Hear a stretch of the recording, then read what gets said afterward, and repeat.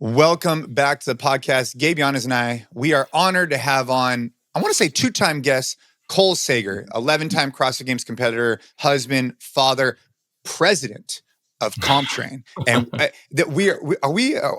is this an exclusive right now? Are we dropping like unknown information right now? This is the first time that Cole Sager, the president of CompTrain, is on a podcast? Yeah, technically, yeah. It hasn't been really like publicly said too much yet. So you guys are getting the first spin of that.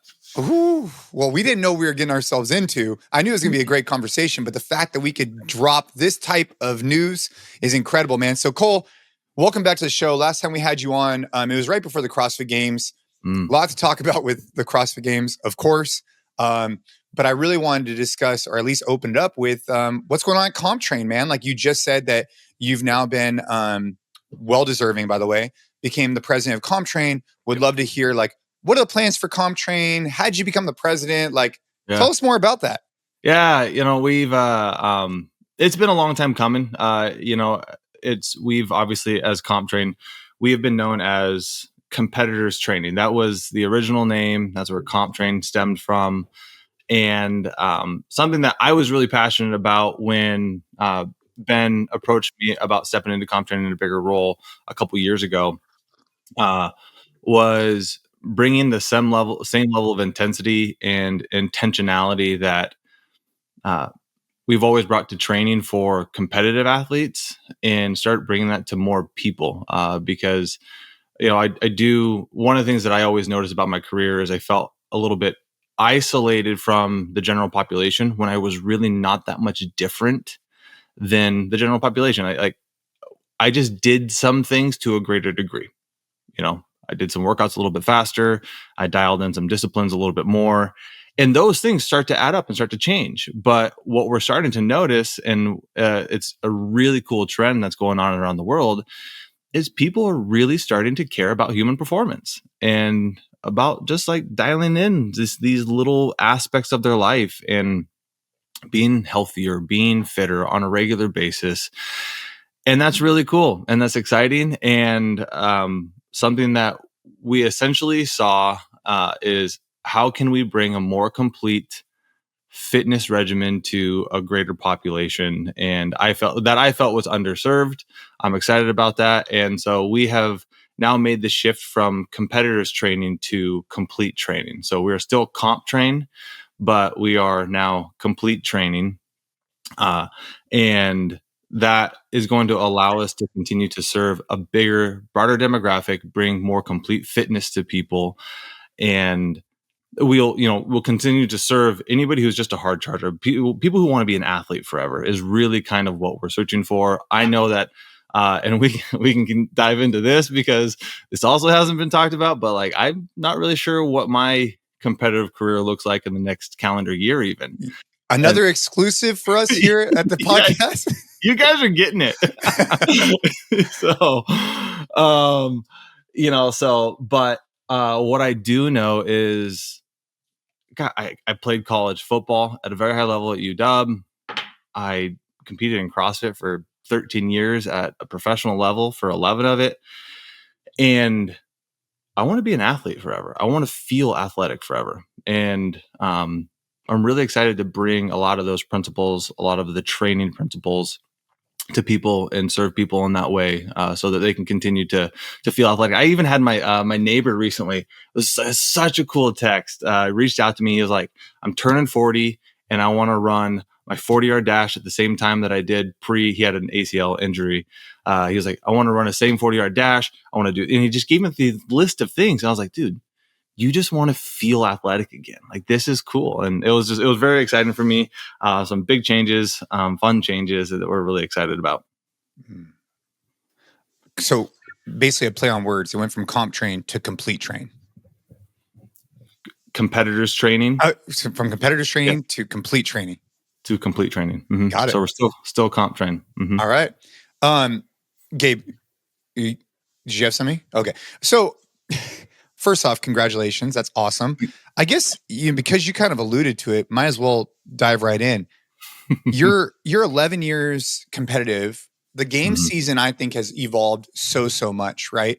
Mhm. And now it just got announced that it's going to be in Albany, New York, which, if I'm not mistaken, I think there was a regional there years ago. Mm.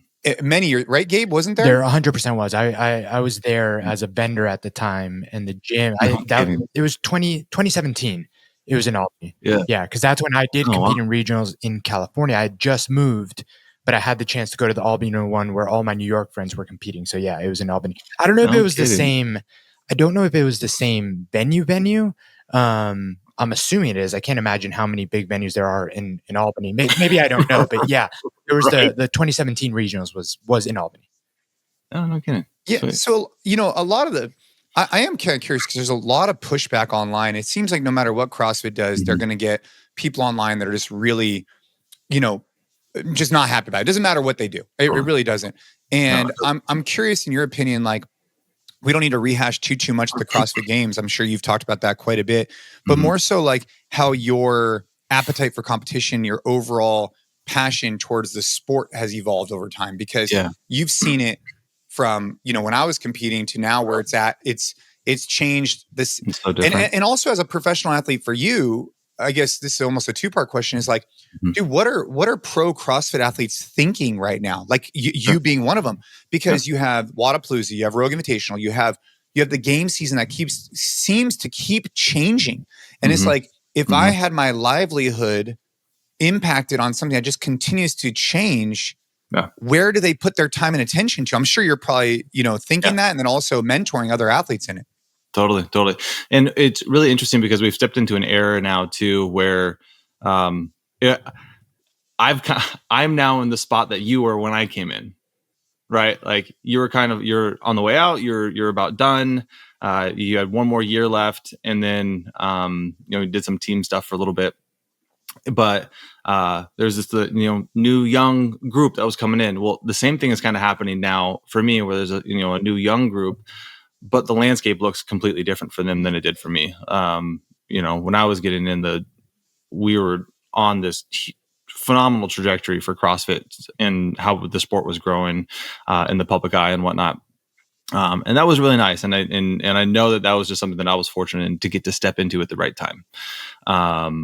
So that was wonderful. But over the last 10 years, there has been a lot of changes. There's been a lot of inconsistencies. Relying on the sport for a career has not been an easy thing for any athlete. You just couldn't really, honestly, like, you couldn't rely on that. Most athletes, the way that they made a living was through sponsorships, through social engagement, and even more so, especially post 2020, when so much got moved to online anyway. Really, where an athlete or a CrossFit athlete's career was made was being an influencer, is having an online presence and being able to do things online and get sponsorships and get endorsement deals through that aspect, and not actually the sport. And so you kind of see this change where you can't really rely on the sport for an income or for a career. You got to look at other ventures and opportunities that surround the sport of fitness, that surround fitness in general. And so that's obviously, I think the athletes that from my timeline who have been in the sport, they've kind of seen that. But some of the young guns kind of see it as like, oh, I need to get into the sport and I need to do really well in the sport, and that's how I'm going to make it. It's like, the strength of the sport isn't where it was, and at least the trajectory wasn't where it was. And so it's not something that I recommend is the smartest approach for them. It's like, you got to have your hands on a couple different things now if you're going to be a fitness athlete, a professional fitness athlete. Does that add, you think, even more stress and stretch some of the newer athletes even thinner in some ways, because you're 100%. Right, you have to go in and you can't just focus on being the fittest. You have to focus on being the fittest, but also, like, how's my Instagram doing? Like, what am I doing over here? So this is what I'm saying is, I got in at a really fortunate time, because same here. Because we would get approached by, and be able to get a sponsorship or an endorsement deal or something like that, just based off of potential. Or it's like, this is an up and coming sport. All of these brands' eyes are turning to the sport. These few athletes are getting seen, or they have potential, and you get a deal off of that. That's not happening as much as it was. Even a couple of years ago, that was still kind of happening. But now people are like, well, what other sports can we look to? And we don't want to be, unfortunately, it's a hard reality to say, but we don't want to be associated with CrossFit right now. We want to look elsewhere. We want to go to High Rocks. We want to look at XYZ, right? And start looking at other spaces that they can operate in, and find a demographic of consumers. And so, having the title of CrossFit Games athlete just doesn't carry the weight that it held 7 years ago. Yeah. And Cole, I mean, I agree with everything you've said, and I'm just curious though, like, where do you see it going from here? Like, do you see the sport of fitness evolving to be like the Rogue Invitational becomes like the Holy Grail? Like, and I see this in jiu-jitsu. So jiu-jitsu, Sure. like there's IBJJF, which is International Brazilian Jiu-Jitsu Federation. And then there's ADCC, which is the Abu Dhabi Combat Club and our championship, one of those. And that was like the pinnacles. But now this new event called CJI came on the scene. And the way it got really popular is they gave $1 million to the winner. And so I'm not to say that when you say, hey, I'm a CGI winner, that it gives more clout than ADCC. I still think ADCC carries the most amount of clout in jiu-jitsu. Sure. But there's a change of the guard. There's an evolution occurring. Do you see that happening right now in the sport of fitness, or no? Do you still think that the games are going to continue? I'm just curious your thought there. Do you think there's going to be this this becomes the Holy Grail verse, for lack of a better term? I'm not going to say that I see any particular thing becoming the Holy Grail for the sport of fitness, but I definitely see a changing of the guard. I definitely see at least a changing of the structure of how competitive fitness is expressed.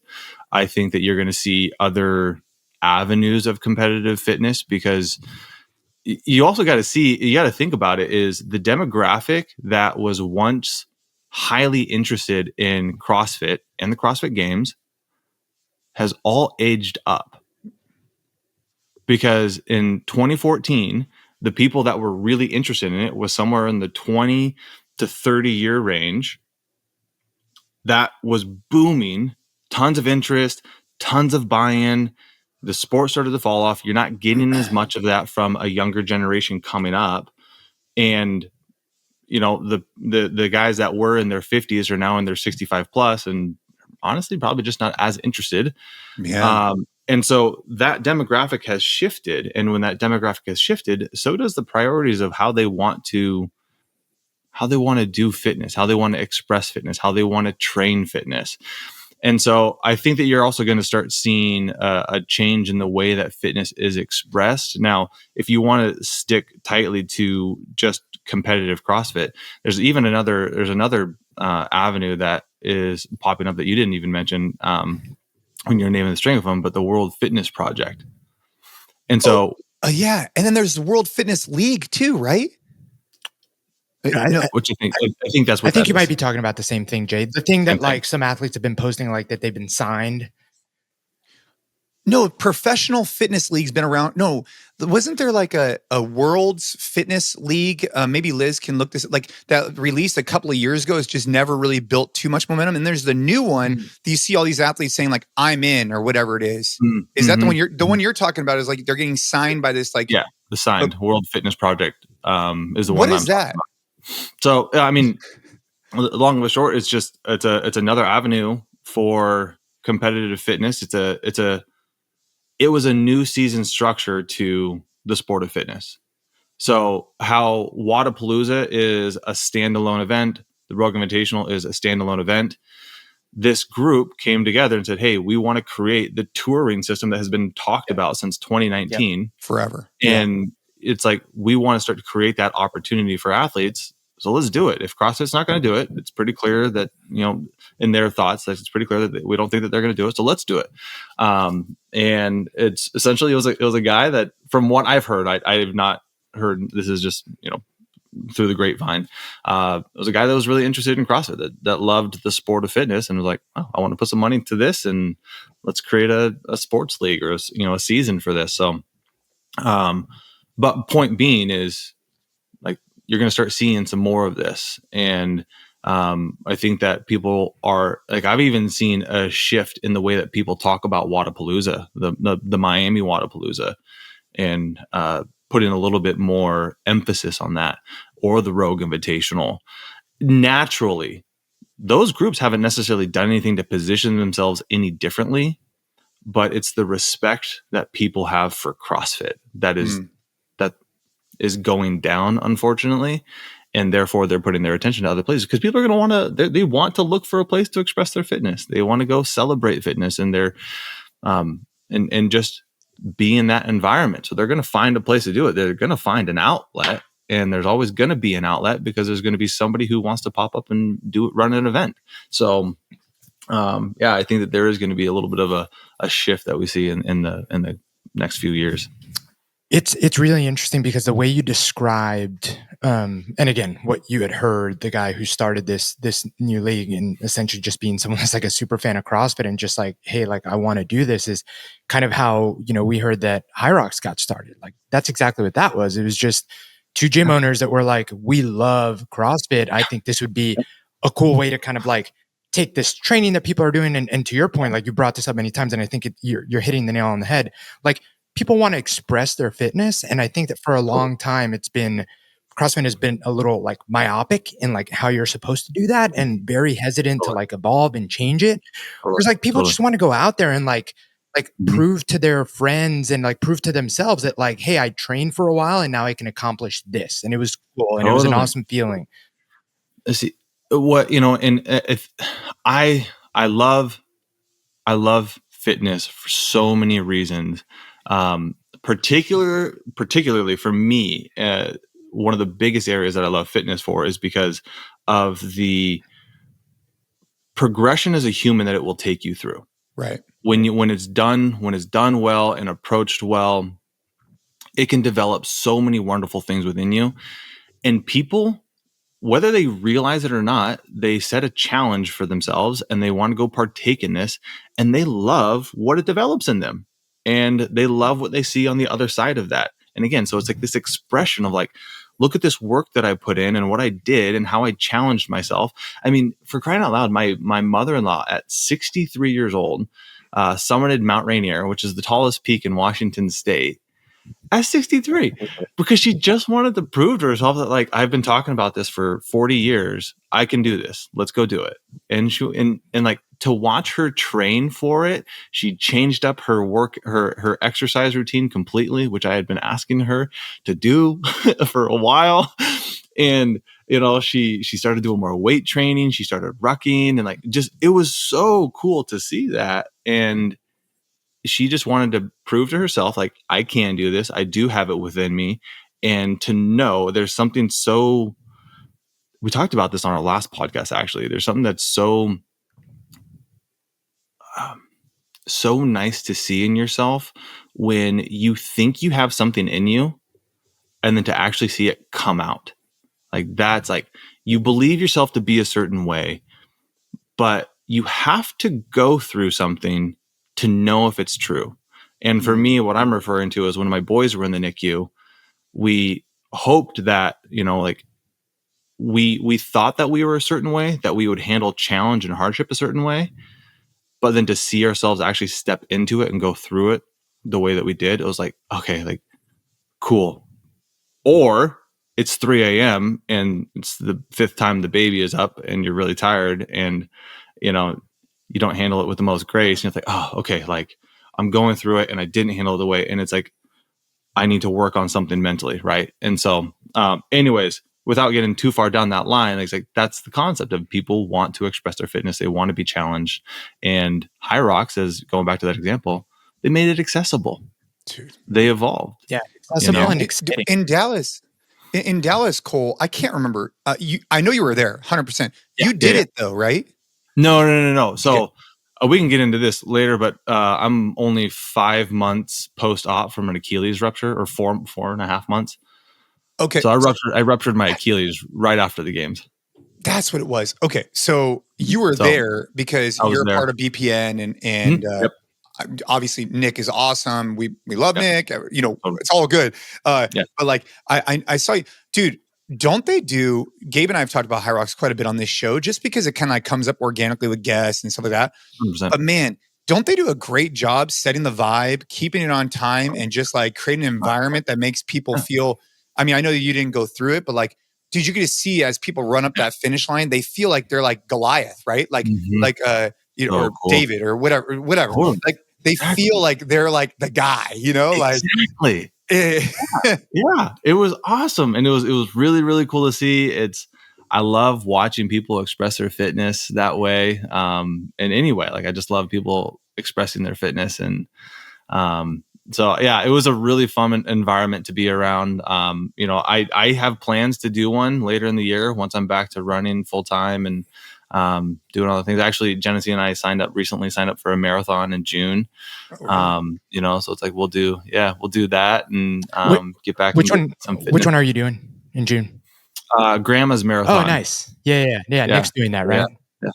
Yeah, exactly. So it's actually he just when he targeted that one, he invited the whole BPN team. Said, "Hey, who wants to come run? Let's do this as a team." And Genesee and I were like, "Oh gosh, that would be awesome to do." And I've always wanted to see her throw down on a marathon. Genesee's just an awesome runner. She'll crush that. Like, yeah, and so it's like I keep asking her, like, how fast do you think you can go? How fast? You know, what does she think? What does she think your time? What do you think your time would be? And what do you think? Because Gabe was prepping for a sub 3. He did a sub 1:30 half, and he was prepping for a sub 3 full, and then kind of had some stuff come up. Yeah. Unfortunately, it's this weekend, but yeah, I got some really bad sciatica issue that I don't know what happened, and I haven't been able to kick it. So I'm looking for something either around like middle of the year. So I was like looking at Grandma's, and even Fargo, North Dakota apparently has a really good marathon.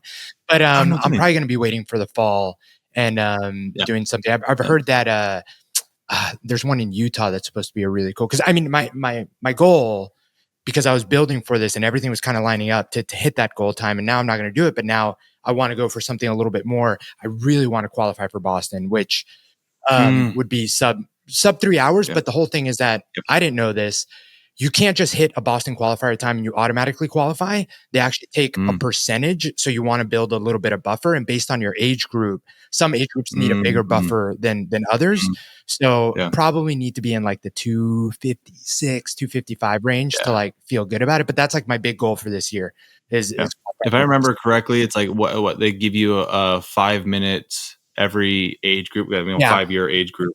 It's like, so like I think at 35, you would need to be like a 305 and a 310 or something. Yeah. Kind of changes like that, right? Because I'll be in the 35 age. So yeah, it's 305. Yeah, a little buffer there. That'd be sweet. Yeah, that's awesome. Keep me posted on how that's going, and we'll keep you posted on how our prep is going. Where's the Grandma's one at? Is it what state? Duluth, Minnesota. Ooh, wherever that is. All right, let's go Duluth. I think that's like 2.5 hours outside of Minneapolis, something like that. Switching gears for a moment, I just have to ask. You put something up on your social that I found to be actually quite offensive. And you're like, oh boy, here we go, dude.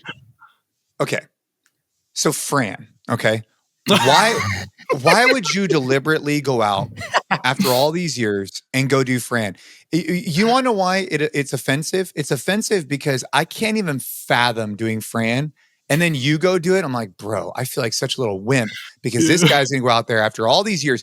How many times have you done Fran, and why the hell did you want to do it again? Because I've done it probably 80 times, and I never want to do it again in my life. And for those listeners who aren't like hardcore CrossFit fanatics, Fran is 21 thrusters, 21 pull-ups, 15 thrusters, 15 pull-ups, 9, and you do it with 95-pound barbell. So you would take the barbell on your shoulders, squat, press overhead, and the pull-ups you could kip, so they're not strict. And the goal is to basically max work capacity as quickly as possible. So you're trying to get that done as quickly as you can. And Cole did it in 2 minutes and 15 seconds, which, like I said, is offensive. So essentially the story of it is, and the reason why I was willing to do it, actually to answer your question, I've done Fran I think 4 times.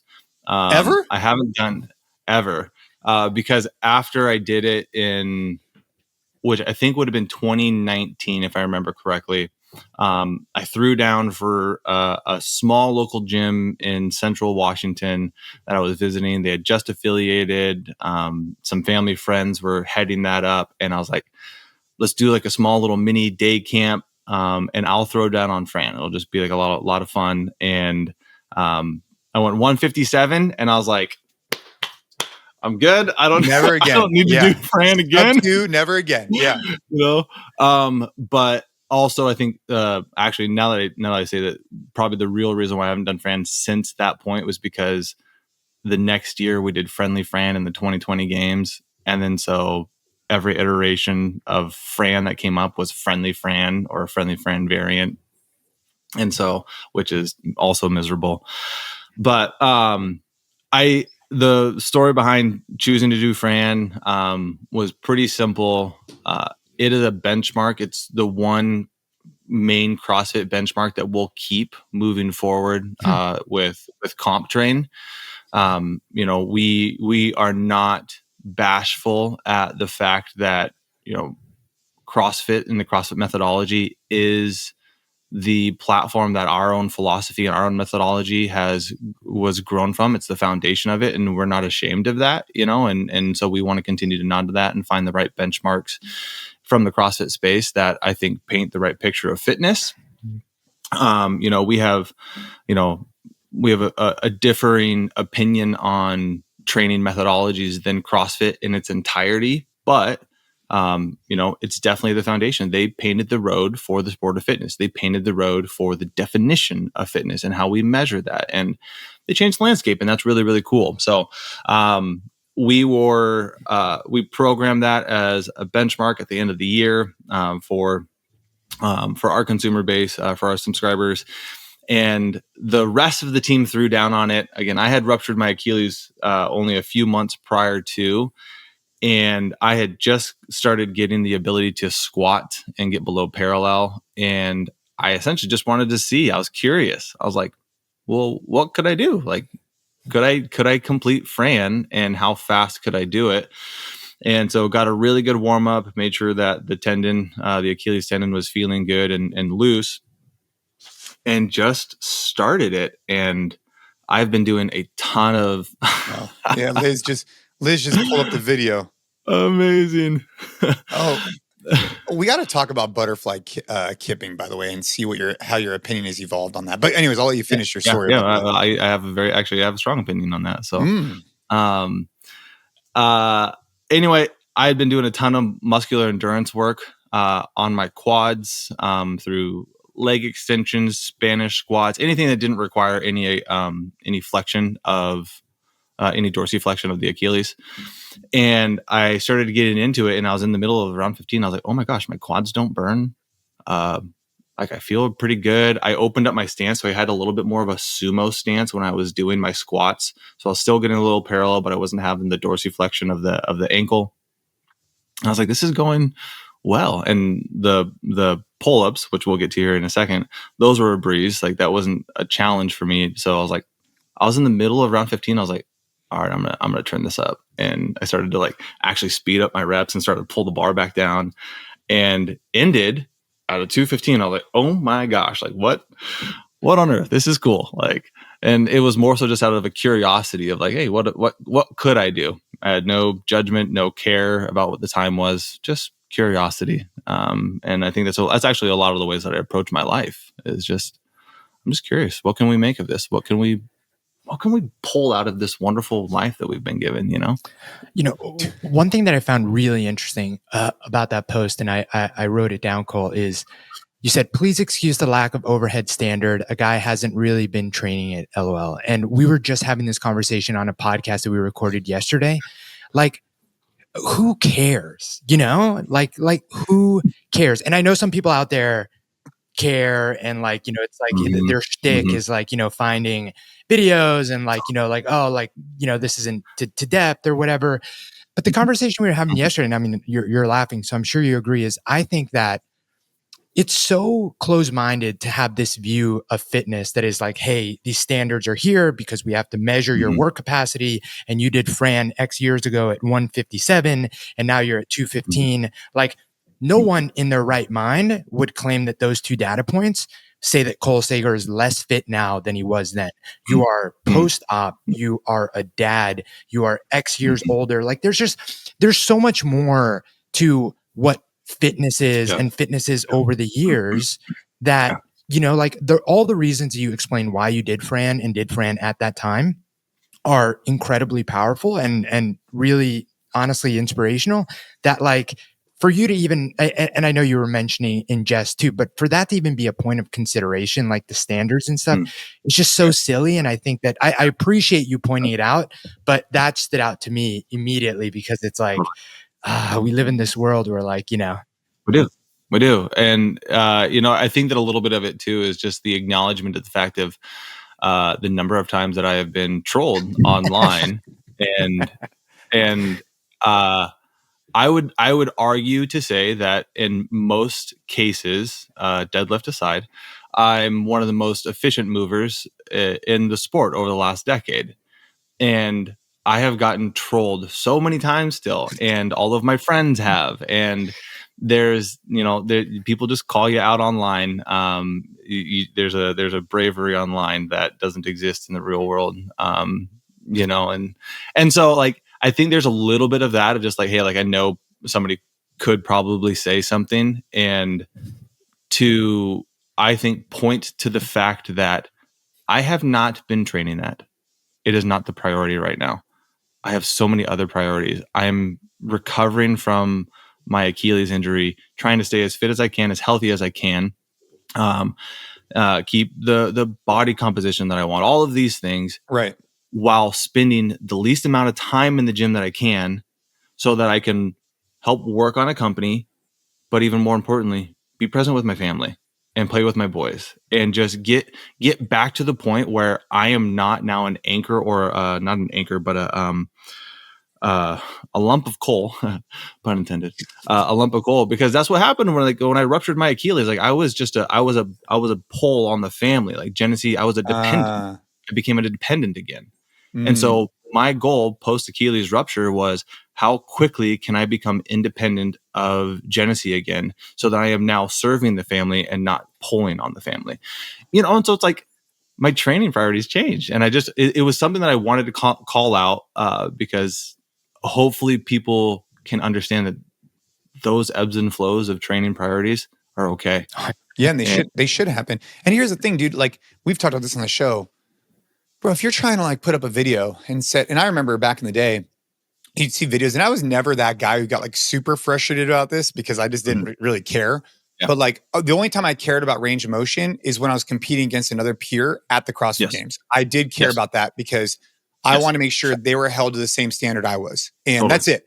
But aside from that, dude, if someone's like, hey, I got a world record on Fran and I put it on YouTube and it was like sketch, I'm just like, I'm not going to engage with it because it's like, whatever, who cares? Like, maybe it was, maybe it wasn't, maybe it was a camera angle. Who cares? Like, totally. Now, if there's fame and money and whatever behind it, that's a little bit of a different situation. I just want to be held to the same standard as my peers. Dude, but doing Fran is, it makes me feel nauseous in my stomach, even just thinking about it, because the first time I did it was so long ago, and I ended up doing it. The reason why I've done it about 50 or 80 times is because teaching level ones, I would generally do it sometimes with the participants to express intensity. And so that's why I've done it so many times. And then I was chasing different goals, right? When I first started, it took me, the first work I ever did was Fran, actually.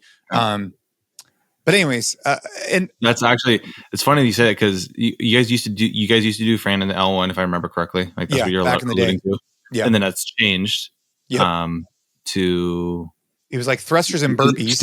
Is it still 21:59, 21:59? No, it's 3 rounds. I believe it's 3 rounds 15-15, or maybe 3 rounds 15 and a little bit less on the burpees. Yeah. But yeah, it's 3 rounds. but it's thrusters and burpees instead. Yeah. And People were flying off the pull-up bar is what I heard. I don't know. Which I think it was a great call to switch it, by the way. Because dude, we would show up at these level ones, man, and you'd have guys like they were prepped. I mean, if I didn't know any better, they'd be going to the bathroom beforehand, like getting that smelling salt or whatever. And they were coming out for their level one because they would know, like, bro, I'm trying to set the time.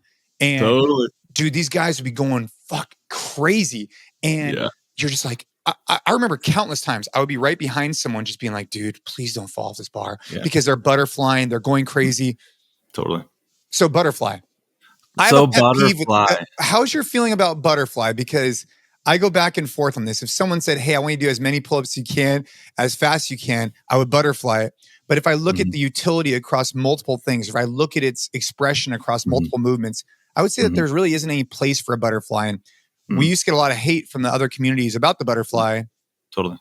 I don't want to say my tone has changed. It's just kind of like, I'm like, dude, there's just different strokes. But if I had to choose the pull-up that I want to do, I do more strict now than anything. And sometimes I'll do a gymnastics kit, but I will not butterfly anymore. Where's your take on it? Sure.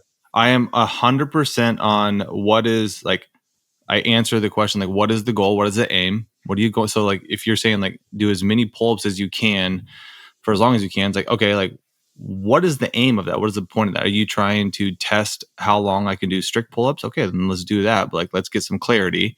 As far as butterfly pull-ups go, I don't do them very much. I don't train them. And I haven't trained them for about 5 years through my competitive career throughout the training year. I only bring them back in the 3 weeks leading up to a competition. Wow. Right. So I train strict pull-ups. That's what I train. You get the best muscular adaptations, and that's really it. You get the best muscular adaptations from doing strict pull-ups. You're getting a more well-rounded body. I vary those even. Am I trying to do strict chest to bar? Am I trying to do just regular strict, wide grip, close grip, chin up? And I've played with that a ton throughout the last 5 years of my athletic career.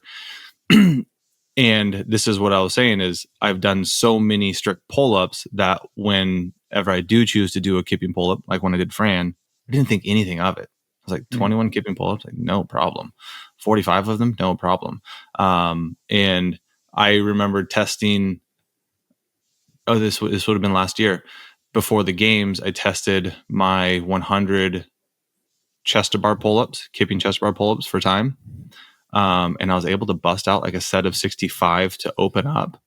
And I had I'd hardly done chest to bar pull-ups throughout the year. It just wasn't something that I needed to practice and train a bunch. And I think it's just because I was doing so much of just strict, constant tension training, is really what it's called. So you're just constantly under tension, building better capitalization in the muscle tissue, better muscular endurance. And so when you're training that way and you go to, it's going to have a carryover to whenever you're doing kipping stuff. Not to mention the reduction in injury risk, especially for someone that's a little bit on the beginner side. You see people, I mean, maybe this is less now, but I remember when everyone was super into it, you were trying to like get the skills as quickly as possible, and people were really skipping the prerequisite strength. And I mean, probably paid for a lot of PT bills. Totally. I care so much more about joint stability and strength now.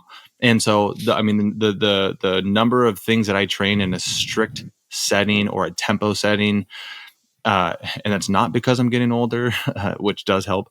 But it's because it creates better joint stability and strength of muscle and strength of joint. And, I care about that a whole lot more than I did when I was 22 years old and then I got into the sport. Mind-body connection, right? Especially when you're doing tempo, it's just so much easier to like connect. Like yesterday I was doing tempo shoulder press, just a really good example. So how do you then, I guess, a question that I would have is like, where do you see from a sport perspective? I mean, I guess the sport of fitness is totally different, but like, I agree with you. Like, dude, when I first got into CrossFit, people would want to get their first muscle up, and I didn't do a good job as a coach encouraging the prerequisite strengths. I just wanted to try and teach them how to utilize the hip to get up and over. And it ended up costing some people, right? Because they were being so dynamic. They didn't have this foundation. Totally. What do you think the future of fitness looks like in terms of the competitive athlete? Like, do you think more people?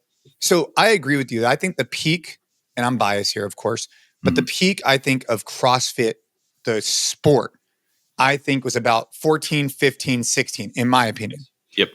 Yep. And you had a lot of people get into the sport, and now those people have aged up, right? So when I was 2014, let's just say I'm 30, 2024 or whatever, I'm 38, 39, 40, whatever it is. Everybody else has aged up. They've probably had kids. Their training has evolved. Mm-hmm.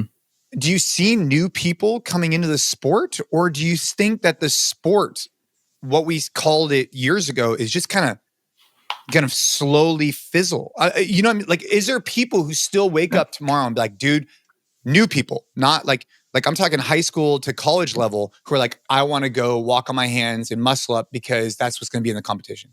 No, I don't actually. I mean, just to call it what it is, I don't think so. I think it's going to fizzle out in a big way, and it's going to become an even more niche, small circle that is interested in the sport of CrossFit as it is. If CrossFit evolved and changed, that's a different story, and that's a storyline that I couldn't even get down because I don't know what people's intent is and whatnot. But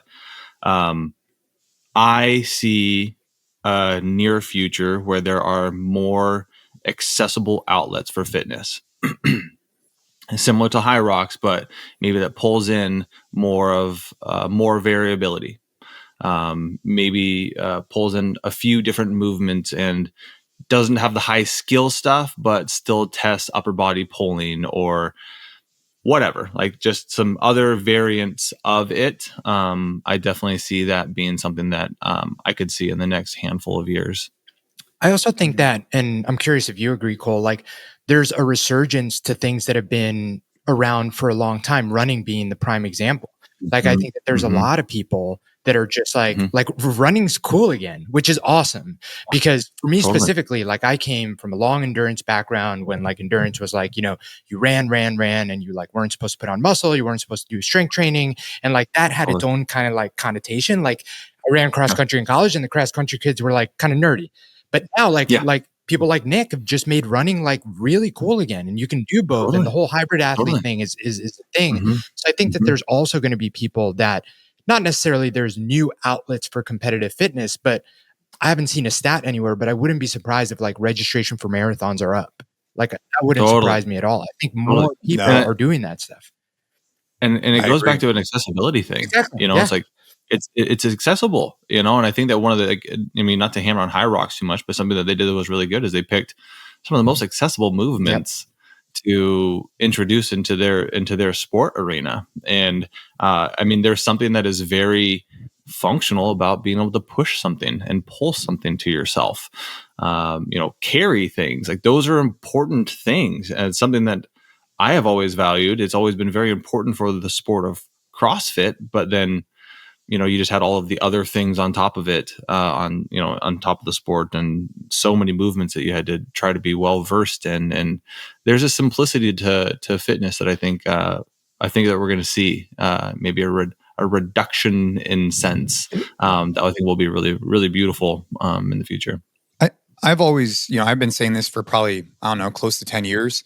I would have loved to have seen the games just kind of like streamline, had more consistency. I think the unknown and unknowable was cool in the beginning, but it's very difficult to create consistency. It's like if you reinvented your business every single week or year, how do you get judges? How do you get volunteers? How do you get people aligned on this? And then how do you get the spectators to recognize what it is? It'd be like if the football game changed every year. It'd be very difficult to catch on to.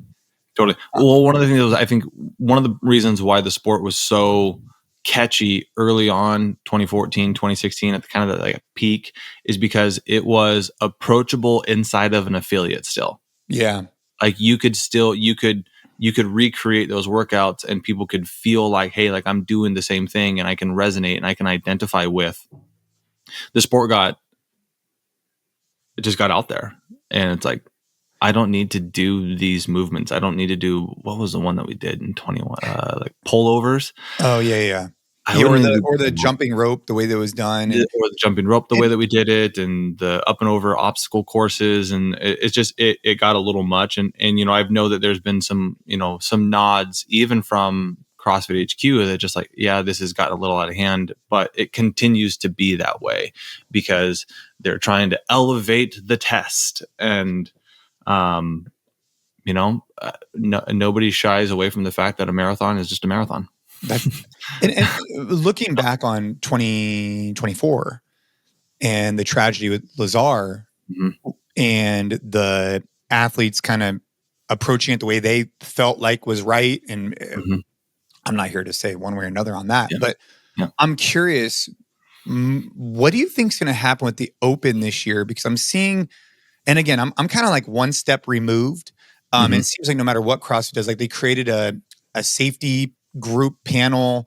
They've tried to like do these things, but the same leadership is still in place. And I'm wondering if the athletes are like, look, dude, it's cool that you have all this, but nothing's really changed.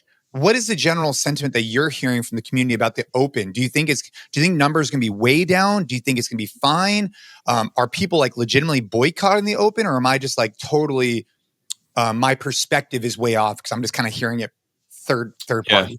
Yeah. I doubt that the participation would be way, way down because I still think that just there's still a decent amount of affiliates, and the affiliates are going to show up and they're going to do the Open.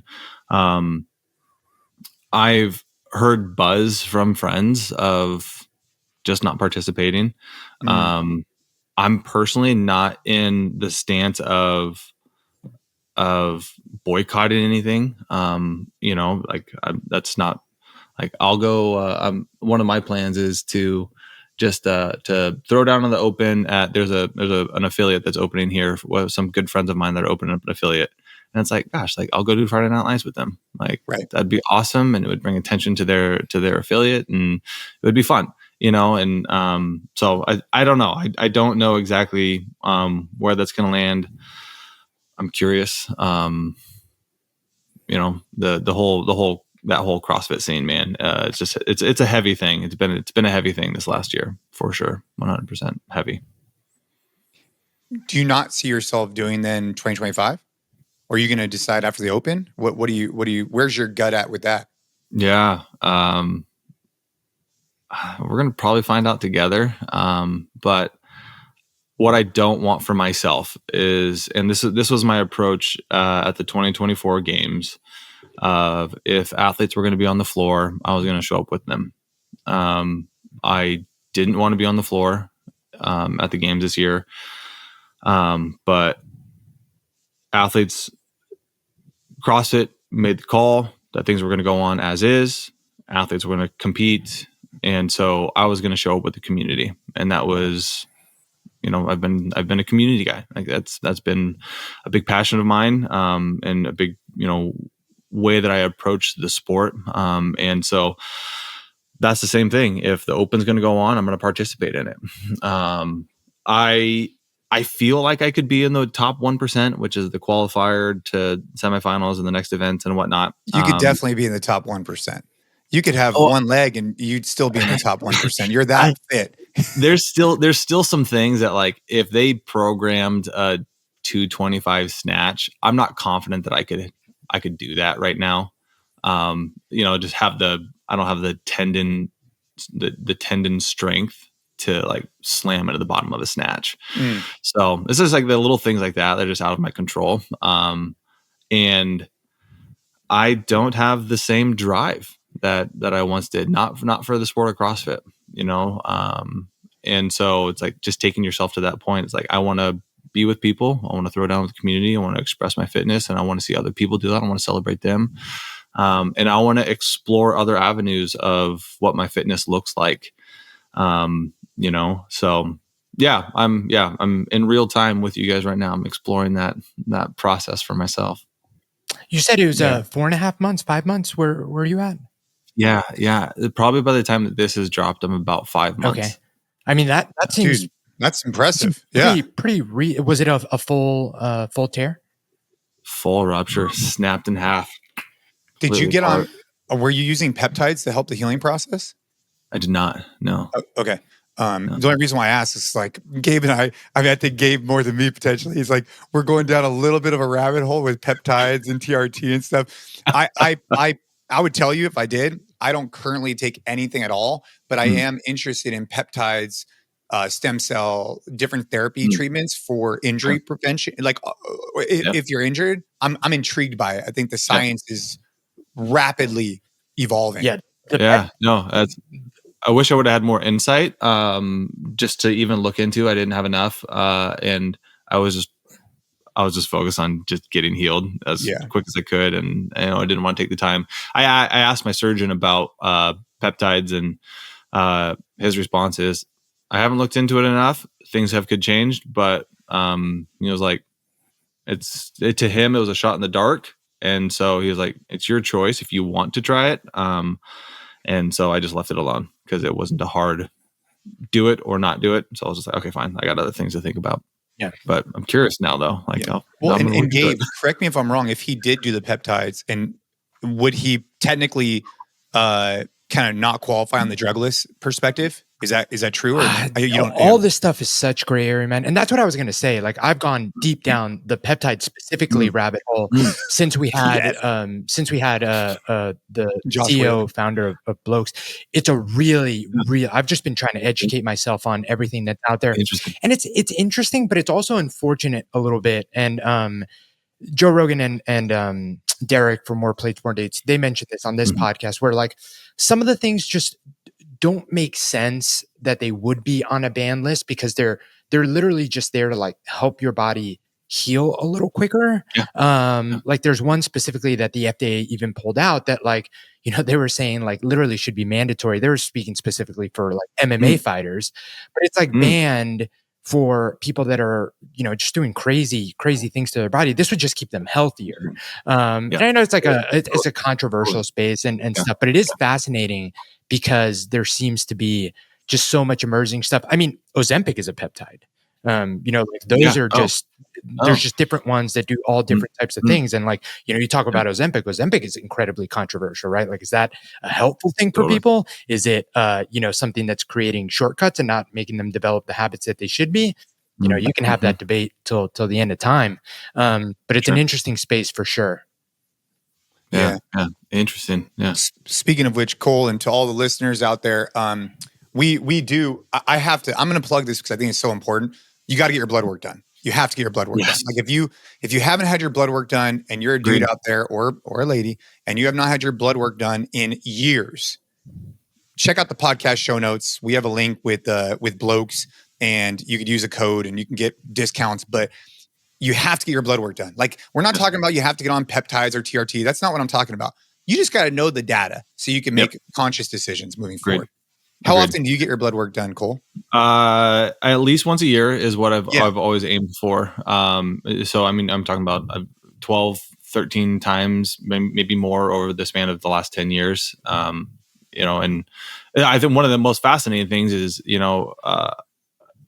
on in CrossFit, like I was really like, okay, like if fitness over time is health, okay, like that's interesting. Like I'm really fit. And so like I should be on a healthy spectrum. And then you get blood work done and you're like, oh, I'm not nearly as healthy as I thought I was. And I had to make some significant lifestyle changes that, yeah, sure. It also improved my fitness, I would believe. But I mean, it marginally moved my fitness, my actual gym fitness, but drastically changed my What's an example of that, Cole? Like, are you talking about like saturated fat? What are you talking about in particular? What was high? My A1C, my LDL. Yep. What was that? What was another one that was really high back then? And you would never know. My testosterone was really low. Your testosterone was really low. Really low. What did you do naturally to improve that? Slept more, ate better food, got rid of sugar. Just like processed sugary snacks, just like literally like go online and look at, just search what foods boost testosterone. Do that. And then replace in your diet the equal of that. So it's like one of them is actually bananas. It's like replace bread with banana, like something like that, right? Make that kind of change. Blackberries and raspberries. That was another big one back then. So it's like, okay, like maybe replace apples with blackberries where you can. Obviously blackberries can be pretty expensive and apples are much cheaper. So like, but like those sorts of swaps, it's like make those swaps and watch your blood. It's lifestyle changes, man. And like, that's all it is. Sleep more, get better deep sleep. Simple. Like little things that seem insignificant or seem like they won't make a difference, but they make a huge difference. And also on the berries being expensive thing, once you have a toddler that's in the berry stage, man, like you got to make some extra cash. You got to start a side hustle to fund the berries. Buy one of those little raspberry little squares and watch how fast they eat those things. It's like, oh my gosh, dude, that's like $6. And you ate it in 2 seconds. And he's like asking for more. And I'm like, yeah, you're going to drive that. Yeah. We got to get into the raspberry business. Toddlers and berries. Before we kind of start closing out, I want to be sensitive of your time, Cole. Gabe, you had mentioned something more on the marriage front. I definitely had, maybe a little something more on the faith front, but maybe you can ask, maybe you want to dive into what you're talking about there. I was going through your Instagram, man, and I love this post that you put up. And I was curious if it was based on the Jordan Peterson video that immediately I thought of, but if you could talk about this a little bit more, I'd love it, man. But you had a post and you said, I don't think the first focus of a marriage should be how fun, romantic, productive, or impactful it is. I'm always asking myself, are we walking in the small, mundane things well? And man, like, especially now, like with the 2 young kids, and my wife and I talk about this all the time and how easy it is because you don't have time for the big things. We can't go on a 2-day vacation. We can't go on even like a super long date day. But the moments that we have every day are, the 5 minutes that we have where the kids are quiet and we're by the sink washing the dishes together. The, car rides where they're both eating, where they're both sleeping and we have some time, like, and being intentional about those tiny mundane times and actually talking and connecting, not maybe just being on our phones has been something that I've tried to be so intentional about. And in the Jordan Peterson video, he essentially says that he's like, people think that their lives are the vacations you take and the big things that you do. Yeah. But like in the span of your life, that's a blip in the radar. The thing that actually makes up your entire life are like the 10 minutes every day. He says in the video that, your wife greets you when you come home from work. But talk to me a little bit about that post, man, and what inspired that, because I loved it. Yeah. Yeah. I'm actually, maybe this leads into Jay's question. I don't know, but it's really hard for me to talk about marriage and not also talk about my faith, because they are intertwined for me 100%. And the value that I put on my marriage stems from the foundation and principle in which the Bible puts weight and care for the marriage. And so, it's to me the most important relationship in my life. A human relationship in my life. And so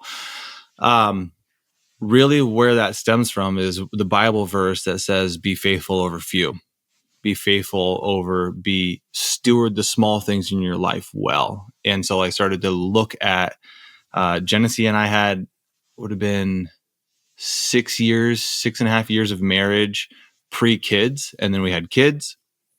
And now we're at 4 years with kids. And so I was starting to look at the dynamic between Genesee and I back then, between the dynamic of us now, and exactly what you're talking about, where you're saying like we got a couple minutes where both of the kids are asleep in the car. Like, do you connect? Do you talk? Because we're on a walk recently, and there was a point where Jack wanted to go to the playground. He saw the playground off in the distance, and there's a little trail that leads to the playground. He's like, I want to go to the playground. And we were on our way home, and we had already talked about it. We had some things that we needed to get to. And I was like, I could take him there for a couple minutes, and you could take Avery back, and you guys could walk back to the house. And we both looked at each other like, can we just walk back together? Like, I miss you, and we don't get to talk as much, and this was like, we were actually getting to connect a little bit on that walk. And it was just like, you just don't get those as often. Right. And so what that post really is all about is, it's not about the awesome, super cool South Africa trip we went to in 2019 and getting to do all the CrossFit things that we got to, and how fun and exciting that was, all of the runs that we used to go on together. But am I talking to you nice when Jack is screaming and choking out Avery in the living room and you're a little stressed out and I have work to do, am I responding to you in a nice manner? And, I don't care so much about, are we going out on date night? I get told that all the time. Like, don't lose date nights. And what I'm really focused on is talk to her with love and kindness, the same way that you did when you first married her, and treat her like this beautiful bride that you saw in her in the first day. It's like of marriage, like see her that way now, 10 years later. And so that's really like where that was stemming from, is can I be faithful over these and steward these small moments with her really, really well? Because that is what is going to lead to a much healthier relationship. When those big moments do come, they're going to be even sweeter and even better. And so that's really where that comes from. Oh, dude, I love it. There was so much good like fitness, nutrition stuff, like all that stuff on your page, but that was the one thing that I was like, I gotta ask him about. Thank this. you. This is cool. That's those are my favorite posts to write. So thank you. Cool. I mean, I am one of the people that definitely says keep your date nights, because it's been super impactful for my wife and I. Although, totally. And I should say, yes. I 100% align with what you're talking about in terms of all the communication and all the way that you're treating. I think it's wonderful, and I think more men need to have that approach. I think they need to be open-minded to talk about it. Like, dude, it doesn't make me weak to be like, look, I have guys training every week with me. I have guys in the garage every day. And we talk about this kind of stuff, and I don't care if I talk about it in the way that you're talking about it, because that's the way we need to be able to talk about our significant other. Like, it doesn't make me soft to talk about my wife in a way that is compassionate or whatever. That doesn't make me, you know what I mean? Like, that just makes me. There's an internal strength there that is awesome. Right. Yeah. I think that there's something said about maybe, and maybe I'm totally off on this, but I think that there may be some people out there who look at that as, if you talk about it that way, or if you discuss it like this, it comes off as like you're being like a soft man. And I think that a strong man is someone who could show up for his family, in particular for his wife, right? It's really important to me. I know it is for you guys. 100%. I want to kind of ask from let's just last little gear here with the Bible. So I got the Bible app. I've been listening both to different chapters, obviously in the Bible. I've been going through it. Is there anything that stands out to you in terms of like a YouTube video, or perhaps a place or a singular, like what's calling to you right now that you want to share with me and with everybody else listening? Like what's a place we can go to get more, for lack of better, not inspiration, but perspective? Yeah. You said you're in the Bible app, like the YouVersion Bible app. Yeah. I love this because I recently started going through one of the plans through this group called the Bible Project. Yeah, I've heard of it. Yep. Okay. So they have a 365-day read through the Bible plan in the YouVersion app. I've never been keen on read through the Bible in a year plans. I've tried a handful of them over the years, and it's a lot more reading than people give credit to. So what I say is, like, go read the narratives as much as you can and you want to, but also what is calling to you, what is pulling on you, what inspires you. Go read those things. Just be in the Word. But what I have been doing to give Jack a better introduction to the concept of the biblical text and understanding of the stories and the characters and the themes within it, and then like be able to talk with him, is I started their plan because they do a video every day with it, and they're explaining the narrative of the Bible. They're explaining the concept of the Bible and the different themes and whatnot. And so they do a wonderful job. The Bible Project, I would definitely check them out. They have a bunch of resources. I think they have a website, bibleproject.com, I would assume. I haven't been there, but I've heard them at the end of the videos reference a website. So I'm sure you can just Google it and find them. But those have been really fun and reinvigorating for me, somebody who has been reading the Bible for decades, to get a new perspective, from people who are teaching about the Bible a little bit and that foundation. I've done a lot of, books in the past. There's one that I think it was 30 days to understand the Bible, like something like that. And it just gives like a synopsis of, hey, these are the major themes. And when you do read the Bible, how do you relate to this, and how do you consume it to apply it to your life? Because there's principles in every chapter that you read through that are pointing to a narrative in your own life. So that has been really fun. But then I will say an even more practical, acute answer. I have read the book of Proverbs probably 50 times. It is the wisdom book of wisdom books in the Bible. And if you want to gain just a sound perspective on life, just go read it. Go read it and then meditate on it. And I mean, meditate on it is like think deeply on it. Like really. How do you do, just real quick, just to pause for a second, with Proverbs, right? There's so many. It's like, for example, the iron sharpens iron, men sharpen it. It's one of and it's just, then right underneath it is another proverb. Right underneath it is another proverb. It's just, but there's many of them, if not all of them, have power. So how do you read through Proverbs when it just seems like it's so overwhelming? Because this is a serious question, because I'll read through it and it'll be like a lot of things I think are captivating, very interesting, things I want to incorporate in my life, but it's just, it's too much. It's like, how do you do that? Yeah. Do you just take one and then you reflect on it?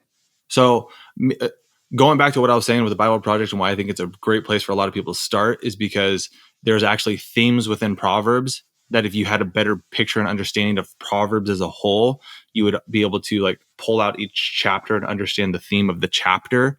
So you could zoom back out from that one thing that caught you. Iron sharpens iron. What does that mean? Well, it's like, okay, what does that mean in the context of the chapter? And what does that mean in the context of the Bible? And how does that apply? And so you can start to see those things. Yeah. Right. But it's like when you have a better understanding of the wisdom books are written with this concept in mind, it's like, okay, I can pull out a little bit and, even think about what was the author writing to the people group that back then, and what were they experiencing? That sends you down a whole different path. But what I personally do to address what you're saying is when I'm reading through in the app, I highlight it, because you can highlight text in the app. I'll highlight it and I stop reading. If something like that really captures me that way, I stop and I get a journal out and I think on it. And that's what I'm saying is meditate on it, actually think deeply about what that means and pause. Don't just brush over that. It caught you for a reason, and it's stirring something in your soul for a purpose. Pull that out, extract that. What does that look like in your current life? And the reason why I've read Proverbs so many times is because how I read it when I was 20 and how I read it when I'm 34 land completely different. And I have a different basis on life. I've experienced other things. I've had other hardships. And so now they mean something different. And I have maybe a more complete, a better, deeper understanding of it.